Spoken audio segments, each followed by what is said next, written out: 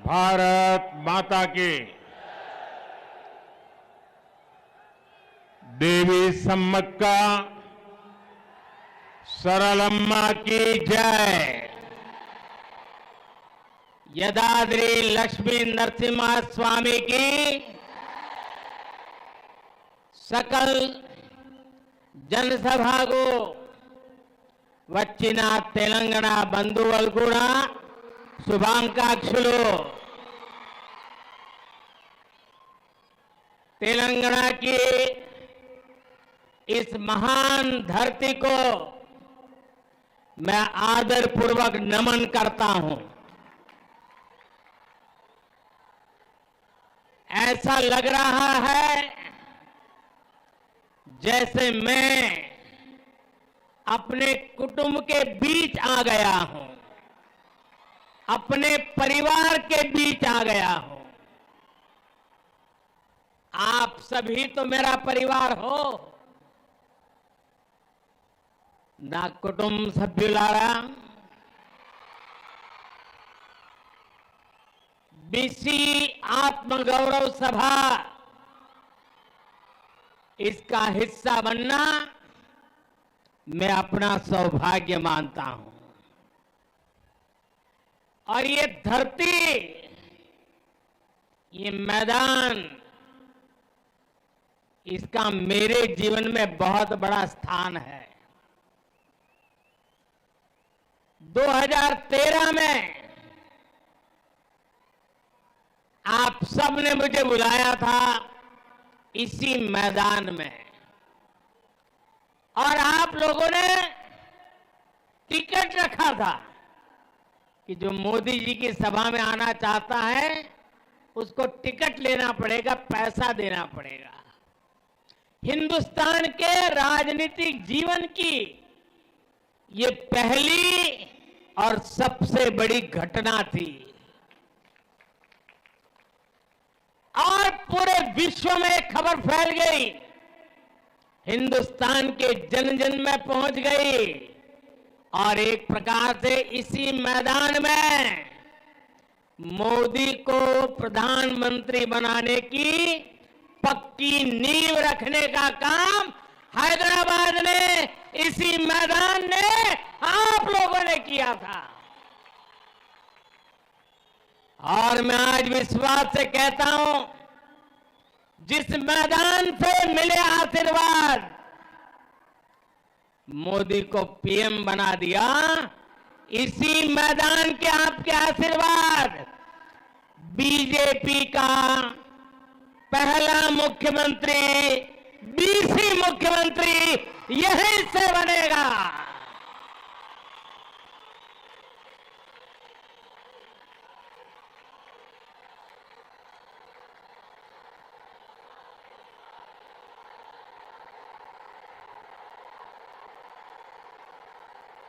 मंच पर मेरे साथ पवन है,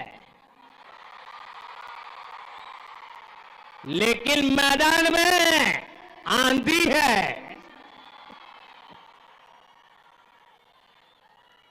तेलंगाना में बदलाव की जो आंधी चल रही है,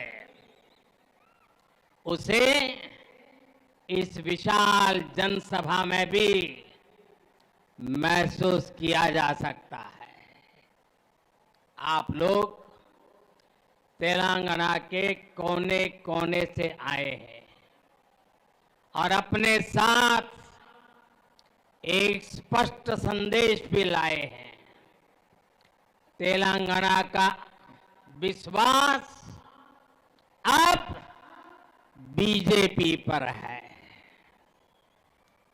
हमारे बीसी साथी हो, गरीब हो, दलित हो,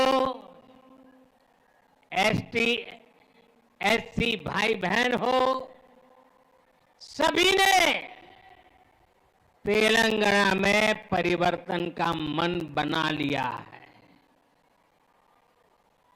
पिछले 9 वर्षों से यहां तेलंगाना में विकास विरोधी, बीसी विरोधी एससी एसटी विरोधी सरकार है। इस 30 नवंबर को आप लोगों के पास तेलंगाना की बीसी विरोधी सरकार को उखाड़ फेंकने का बेहतरीन अवसर है। अब तेलंगाना में कमल ही कमल खिले, ये आपको सुनिश्चित करना है। నా కుటుంబ సభ్యులారా, तेलंगाना का गठन 3 मुद्दों पर हुआ था।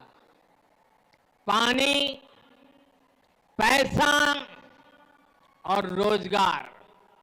नीलू, निधुलू और नियामकालू, इन तीनों मुद्दों पर जन विरोधी सरकार ने तेलंगाना के लोगों के साथ धोखा हुआ है। अलग तेलंगाना राज्य के आंदोलन में हमारे बीसी भाई बहनों की बहुत बड़ी भूमिका थी। वो आंदोलन में सबसे आगे थे। अलग राज्य के लिए हमारे कितने ही साथी शहीद हो गए थे, लेकिन तेलंगाना बनने के बाद यहां ही सरकार ने सबसे बड़ा धोखा हमारे बीसी साथियों के साथ ही किया। यहां की सरकार ने बीसी हितों की लगातार उपेक्षा की। तेलंगाना में इतनी बड़ी ओबीसी, एससी, एसटी आबादी है, लेकिन उनकी आकांक्षाओं पर बीआरएस ने कभी ध्यान नहीं दिया। वो अपने परिवार में ही लगा रहा। यहां तो बीआरएस की 2 टीमें तो साफ दिखती हैं, एक पर्दे के पीछे सी टीम भी है। ये कांग्रेस का सी है ना, ये सी बीआरएस की सी टीम है। एक कांग्रेस बीआरएस की सी टीम है। बैकवर्ड क्लास की आकांक्षाएं कांग्रेस के भी एजेंडे में शामिल नहीं है। कांग्रेस और बीआरएस दोनों के ही डीएनए में 3 बातें कॉमन है।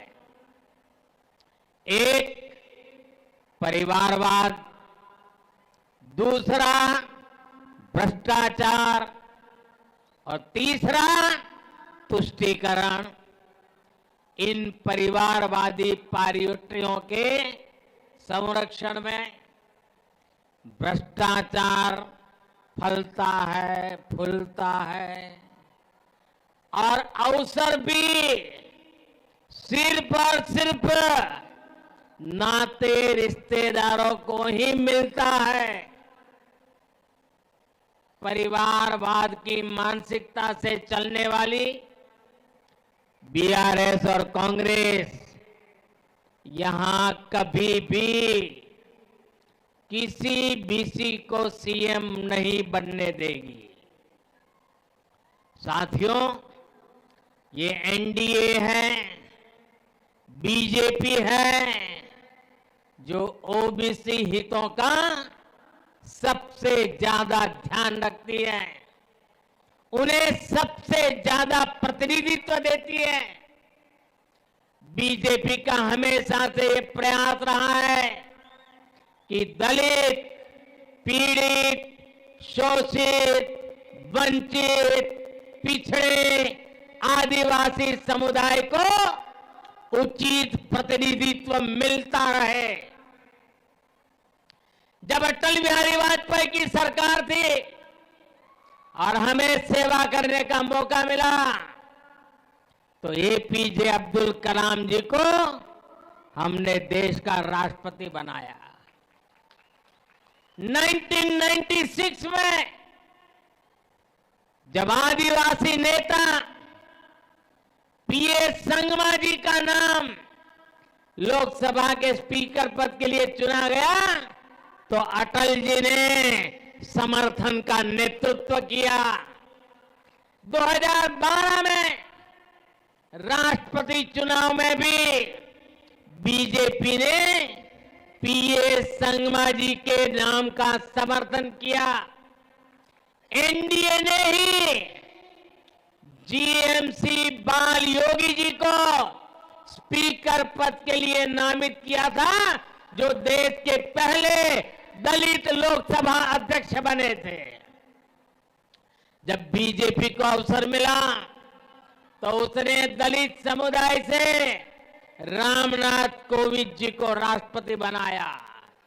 जब बीजेपी को मौका मिला तो उसने आदिवासी समुदाय से द्रौपदी मुर्मू जी को राष्ट्रपति बनाया।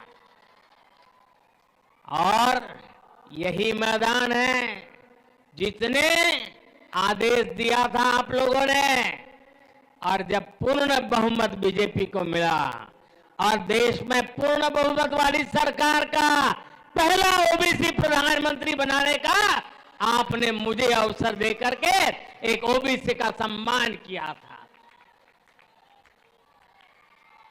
और जैसे इसी मैदान से पूर्ण बहुमत वाली सरकार का ओबीसी प्रधानमंत्री पहली बार बना, पूर्ण बहुमत वाली सरकार का बीजेपी का सीएम भी ओबीसी पहली बार यहां बनने वाला है। परिवारवादी पार्टियां कभी किसी दलित, किसी पिछड़े, किसी आदिवासी को आगे नहीं बढ़ने देती, जबकि आज भाजपा देश की एकमात्र पार्टी है जो ओबीसी समुदाय को सबसे ज्यादा प्रतिनिधित्व देती है। केंद्र की एनडीए सरकार में 27 ओबीसी मंत्री है, जो अब आजादी के बाद पहली बार इतनी बड़ी तादाद में ओबीसी मंत्री केंद्र सरकार का नेतृत्व कर रहे हैं। आज देश में बीजेपी के 85 ओबीसी एमपीज है। आज देश में बीजेपी के 365 ओबीसी विधानसभा सदस्य है। आज देश में बीजेपी के 65 ओबीसी विधान परिषद सदस्य है। तेलंगाना में भी बीजेपी अपने बीसी साथियों के हितों को सबसे ज्यादा ख्याल रख सकती है, कोई और पार्टी नहीं कर सकती। आप लोग खुद साक्षी हैं कि यहां तेलंगाना में बैकवर्ड क्लास को आगे बढ़ने के लिए सही संसाधन नहीं दिए जाते। बैकवर्ड क्लास के युवाओं को नौकरी देने में भी तेलंगाना सरकार गंभीर नहीं है। बैकवर्ड क्लास के युवाओं का भी स्किल डेवलपमेंट हो, इस पर भी तेलंगाना सरकार उतना ध्यान नहीं देती। बीसी कल्याण के लिए यहां बीआरएस ने हर साल 1000 करोड़ रुपए का फंड देने का वादा किया था। अब बताइए, क्या इनमें से किसी वादे को पूरा किया क्या? कोई वादा पूरा किया क्या? एक भी वादा पूरा किया क्या? साथियों, कांग्रेस और बीआरएस ने कभी भी पिछड़ा वर्ग को निर्णय लेने का अधिकार नहीं दिया, कभी उनका मान नहीं बढ़ाया। ये भाजपा है जिसने ओबीसी कमीशन को संवैधानिक दर्जा दिया। ये भाजपा ही है जिसने ओबीसी आरक्षण संशोधन बिल को सदन से पास कराया। इस बिल की वजह से राज्य सरकारों को ओबीसी लिस्ट तैयार करने का अधिकार मिला है। ये भाजपा ही है जिसने मेडिकल और डेंटल कॉलेजों में ओबीसी के लिए 27% रिजर्वेशन को लागू किया। हमारी ये कदम सोशल जस्टिस, सामाजिक न्याय की दिशा में हमारे कमिटमेंट के प्रमाण है। जब हम गांवों में महिलाओं के सम्मान के लिए करोड़ों शौचालय बनवाते हैं, जब हम करोड़ों महिलाओं को धुएं से मुक्ति दिलाते हैं, जब करोड़ों गरीबों को अपना पक्का घर मिलता है, जब करोड़ों गरीबों तक पक्की सड़कें पहुंचती हैं, जब करोड़ों लोगों को 5 लाख रुपए के मुफ्त इलाज की गारंटी मिलती है, तो इसका बहुत बड़ा लाभ बैकवर्ड कम्युनिटी को ही मिलता है। समाज के हर वर्ग को आगे बढ़ाने, सम्मान के साथ जीने और न्याय पाने का अवसर मिले, यही भाजपा का प्रयास है। इसलिए आज बीसी, एएससी, एसटी, गरीब, वंचित, शोषित वर्ग का हर व्यक्ति भाजपा के संकल्प के साथ खड़ा है। साथियों, हमारे बीसी समुदाय में बहुत बड़ी संख्या में विश्वकर्मा भाई बहन भी आते हैं। विश्वकर्मा साथियों के बिना रोजमर्रा का जीवन की कल्पना भी नहीं की जा सकती। हमारे कुम्हार हो, सुनार हो, सुथार हो, मूर्तिकार हो, कपड़े धोने वाले हो, कपड़े सिलने वाले हो, जूते बनाने वाले हो, बाल काटने वाले हो, ऐसे बहुत से साथी बीसी समुदाय से ही आते हैं। ऐसे लोगों के लिए ही भाजपा सरकार ने पीएम विश्वकर्मा योजना बनाई है। इस योजना के तहत हमारे विश्वकर्मा भाइयों बहनों पर 13,000 करोड़ रुपए खर्च किए जाएंगे। इससे उन्हें अपना जीवन स्तर उठाने में, अपने जीवन से अन्य परेशानियां दूर करने में बहुत बड़ी मदद मिलेगी। ना कुटुंब सभ्युलारा कहते हैं अहंकार किसी का भी हो उसको टिकने नहीं देता है। बीआरएस के नेताओं में भी वही अहंकार दिखता है। 2019 के लोकसभा चुनाव में तेलंगाना के लोगों ने ऐसे अहंकारी सीएम को अपने वोट की ताकत से जवाब दिया था। इसी बौखलाहट में यहां के नेता मोदी को गाली देते रहते हैं।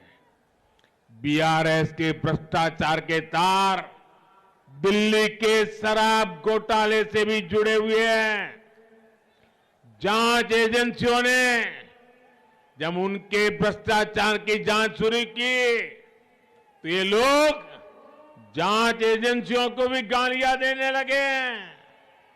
लेकिन आज मैं ऐसे लोगों को डंके की चोट पर कहना चाहता हूं,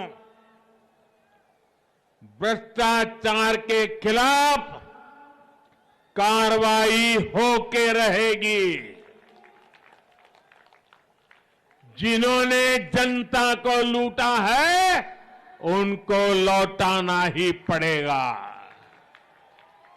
और मेरे तेलंगाना के भाइयों बहनों, ये मोदी की गारंटी है। साथियों, बीआरएस और कांग्रेस अलग अलग नहीं है, एक ही सिक्के की दो बाजू है। कांग्रेस ने 7 दशक में परिवारवाद और भ्रष्टाचार का जो मॉडल डेवलप किया, बीआरएस उसी पर चल रही है। दोनों की मंशा मिलकर राज्य की संपत्ति को लूटने की है। ये दोनों पार्टियां अपने बेटा बेटी को आगे बढ़ाने में लगी है।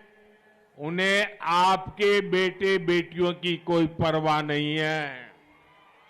बीआरएस ने सत्ता में आने के लिए जो बड़े बड़े वादे किए थे, उनमें से किसी वादे को पूरा नहीं किया। तेलंगाना की सरकार ने युवाओं के साथ सबसे बड़ा विश्वासघात किया है। टीएस पीएससी परीक्षा की तैयारी कर रहे छात्रों को 9 वर्षों से सिर्फ और सिर्फ धोखा मिल रहा है। छात्रों ने वर्षों तक परीक्षा होने का इंतजार किया और जब परीक्षा का ऐलान हुआ तो पेपर लीक हो गया।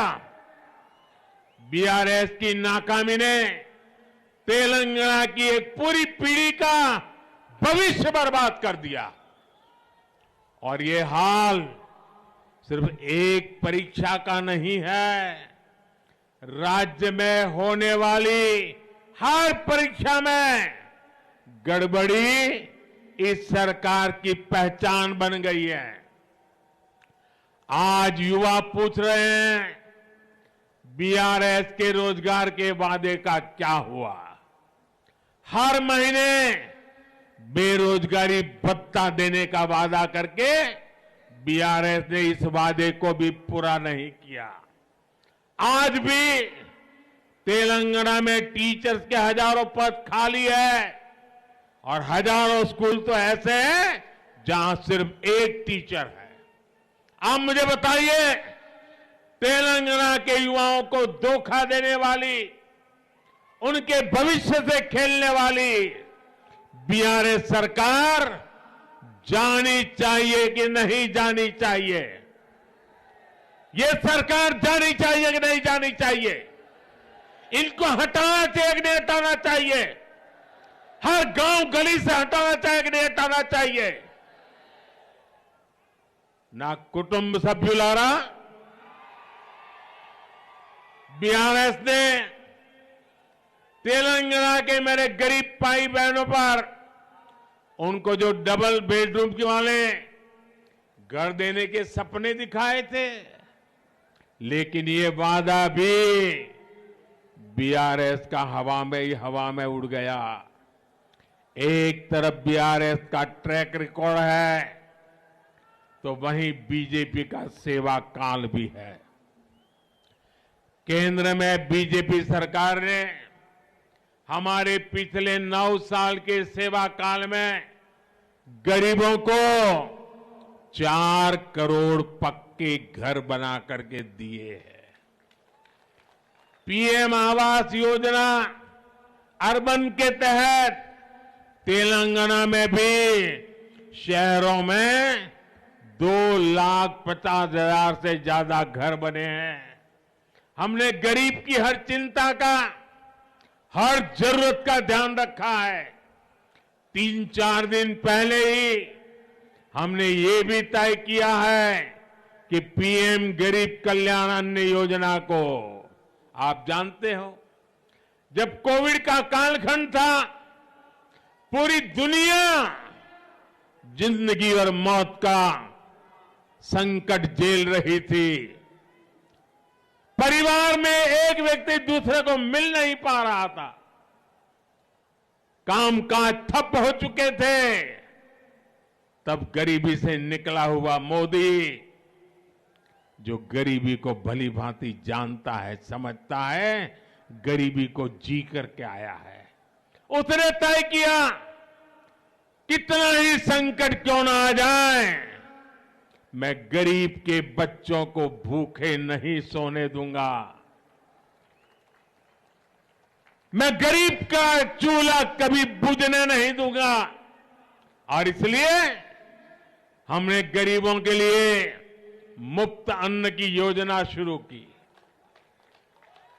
आज भी इस देश के 80 करोड़ लोगों को मुफ्त अनाज दिया जाता है और ये योजना ये दिसंबर में पूरी होने वाली है।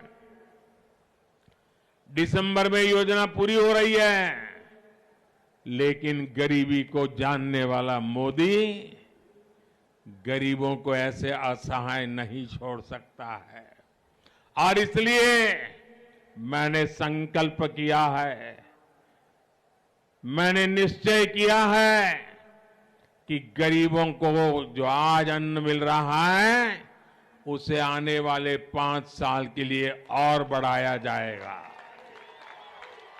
5 साल और बढ़ाया जाएगा। आप सब अपना मोबाइल फोन निकाल करके फ्लैश चालू कीजिए। गरीबों के कल्याण में आपके मोबाइल की फ्लैश चालू कीजिए। गरीबों के कल्याण के लिए मोबाइल की फ्लैश चालू कीजिए। 5 साल के लिए मुफ्त अनाज की इस योजना के समर्थन में आप अपनी फ्लैश लाइट चालू कीजिए। हर एक के मोबाइल की फ्लैश लाइट चलनी चाहिए। ये गरीबों के कल्याण के लिए है। ये मोदी की गारंटी का समर्थन है। ये मोदी की गारंटी का समर्थन है। गरीबों का कल्याण ये हमारे दिलों में है और इसलिए इतना बड़ा जन समर्थन मिल रहा है। मैं आपका बहुत बहुत आभारी हूं। बोले भारत माता की, भारत माता की। यानी ये गरीबों को मुफ्त राशन की योजना अब आने वाले 5 साल और चलेगी। इसका लाभ तेलंगाना के भी लाखों गरीबों को मिलेगा। साथियों, बीआरएस ने राज्य के किसानों के साथ भी विश्वासघात किया है। 1 लाख तक का लोन माफ करने का वादा करके यहां की सरकार ने जो खेल खेला है वो यहां के किसान अच्छी तरह समझते हैं। उसने किसानों को मिलने वाली कई तरह की मदद भी बंद कर दी है। ये भाजपा सरकार है जो अपने किसान भाई बहनों के हर हित का ध्यान रखती है।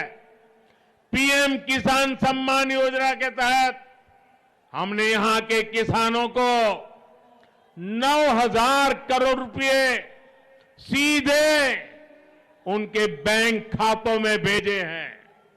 इससे तेलंगाना के 35 लाख किसानों को सीधा फायदा हुआ है।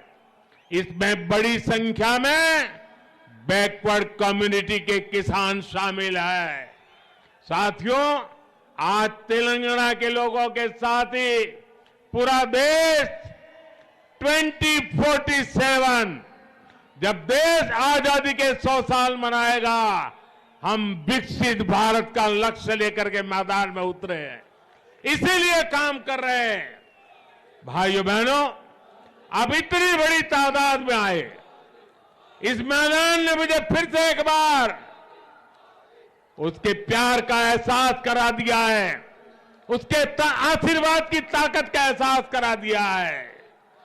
तेलंगाना का तेजी से औद्योगिक विकास हो, यहां के नौजवानों को रोजगार मिले, इसके लिए बीजेपी सरकार प्रतिबद्ध है। बीजेपी सरकार हर क्षेत्र में तेलंगाना के विकास के लिए काम करेगी। इसके लिए तेलंगाना में डबल इंजन की सरकार जरूरी है। तेलंगाना में भाजपा सरकार बनाने के बाद बीसी गौरव को बढ़ाने के लिए ठोस कदम उठाए जाएंगे। भाजपा हमेशा आपके विश्वास को मजबूत करने का प्रयास करेगी। विश्वास की इस लहर को आप तेलंगाना के जन जन तक, कोने कोने तक लेकर के जाइए। आप इतनी बड़ी तादाद में आए, नौजवानों का जो मैं जोश देख रहा हूं, मैं साफ देख रहा हूं, तेलंगाना में बीजेपी की सरकार बनाने का आपने फैसला कर लिया है। मेरे साथ बोलिए, भारत माता की, भारत माता की, भारत माता की जय। आप सबका बहुत बहुत धन्यवाद।